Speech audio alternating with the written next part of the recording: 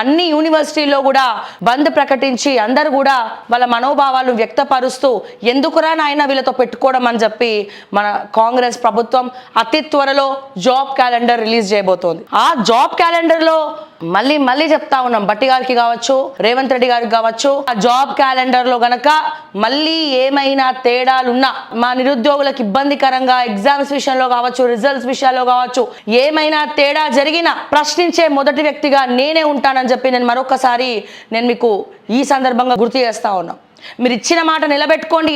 ఇక్కడైనా గొడవలు జరగకుండానే ప్రతిదీ కూడా అడ్మినిస్ట్రేషన్ సజావుగా సాగే విధంగా మరి చూసుకోవాలని చెప్తా ఉన్నా. అంటే ప్రజలందరూ రోడ్ల మీదకి వచ్చి వాళ్ళు ప్రశ్నించి లాఠీ చార్జులు చేసి మళ్ళీ పోలీసులు అరెస్ట్ చేసి ఇవన్నీ చేయకుండా ముందస్తు జాగ్రత్తగా మీరు ఎవరికి కూడా ఇబ్బంది లేకుండా పాలన చేస్తే బాగుంటుందని చెప్పి నేను మరొకసారి తెలియజేస్తా ఉన్నాను.